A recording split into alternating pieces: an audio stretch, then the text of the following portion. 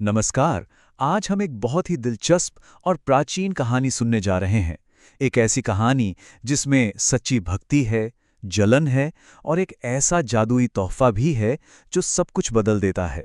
ये सिर्फ एक कथा नहीं, बल्कि इसमें एक बहुत गहरा सबक छिपा है। तो चलिए इस कहानी को समझने की शुरुआत एक बहुत ही बुनियादी सवाल से करते हैं। क्या हर हफ्ते किया जाने वाला एक सरल सा व्रत हमारी जिंदगी में कोई बहुत बड़ा, कोई दैवीय बदलाव ला सकता है? तो हमारी कहानी की जो मुख्य पात्र हैं वो एक बुजुर्ग महिला हैं जो एक छोटे से शहर में रहती थीं। उनकी पूरी जिंदगी एक बहुत ही खास नियम के इर्द गिर्द घूमती थी, और वो था हर रविवार को किया जाने वाला एक अनुष्ठान। उनका ये नियम कभी नहीं टूटता था। हर रविवार पूरी श्रद्धा के साथ वो सूर्य देव का व्रत रखती थीं। और जानते हैं, इसी अटूट भक्ति की वजह से उनका जीवन बहुत ही सुख और शांति से बीत रहा था।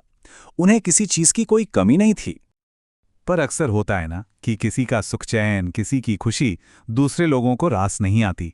और बस यहीं से इस शांतिपूर्ण कहानी में एक नया मोड़ आता है।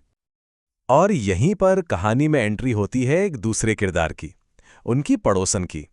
अब देखिए, एक तरफ थी वो बुजुर्ग महिला जो भक्ति और संतोष से भरी थी, और दूसरी तरफ थी ये पड़ोसन जिसके मन में सिर्फ और सिर्फ जलन और लालच भरा था। और यहीं से कहानी का असली टकराव शुरू होता है। तो अब जलन में आकर पड़ोसन ने क्या किया? उसने एक चाल चली। उसने अपनी गाय को कहीं और ले जाके बांध दिया ताकि उस बुजुर्ग महिला को अपनी पूजा के लिए गोबर ही न मिल पाए। देखने में ये शायद एक छोटी सी हरकत लगे, लेकिन इसका असर बहुत बड़ा हुआ। अब पूजा पूरी न कर पाने के दुख में उस महिला ने उस दिन अन्न का एक दाना भी नहीं खाया और वो भूखी ही सो गईं। लेकिन उसी रात कुछ ऐसा हुआ जिसने पूरी कहानी का रुख ही मोड़ दिया। उनके सपने में और कोई नहीं बल्कि स्वयं सूर्यदेव प्रकट हुए। उन्होंने न सिर्फ उनकी परेशानी को देखा, बल्कि उन्हें एक ऐसा वरदान दिया जो उनकी सारी मुश्किलों को हमेशा के लिए खत्म कर सकता था। और कमाल तो देखिए, जब अगले दिन सुबह उस महिला की आंख खुली तो सपने का वो वादा अब हकीकत बन चुका था। उनके दरवाजे पर ठीक वैसी ही एक बहुत ही सुंदर और दिव्य गाय खड़ी थी। हाँ, लेकिन इस तोहफे का असली चमत्कार तो कुछ और ही था। ये कोई मामूली गाय नहीं थी, ये तो साक्षात एक वरदान थी जिसके गोबर से शुद्ध सोना निकलता था। ये उनकी भक्ति का वो फल था जिसकी किसी ने कल्पना भी नहीं की होगी।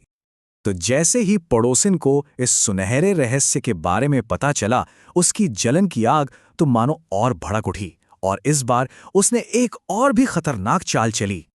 मतलब जब चोरी करने की उसकी सारी कोशिशें फेल हो गईं, तो उसने खेल को और बड़ा बना दिया।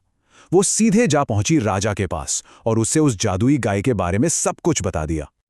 अब जैसे ही राजा के कानों तक ये बात पहुंची कि एक गाय है जो सोने का गोबर देती है, बस वो लालच में आ गया। उसने एक पल की भी देरी नहीं की और फौरन अपने सैनिकों को हुक्म दिया कि उस गाय को महल ले आया जाए। वो बेचारी बुजुर्ग महिला रोती रहीं, गिड़गिड़ाती रहीं, पर सैनिकों ने राजा का हुक्म माना और उस दिव्य गाय को जबरदस्ती उसकी मालकिन से छीनकर महल ले आए।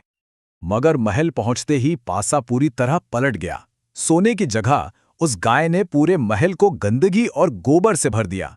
ये एक तरह से राजा के लालच को मिला सीधा जवाब था, एक दैवीय सजा। और बात यहीं खत्म नहीं हुई। यहां पर एक और अलौकिक चीज हुई।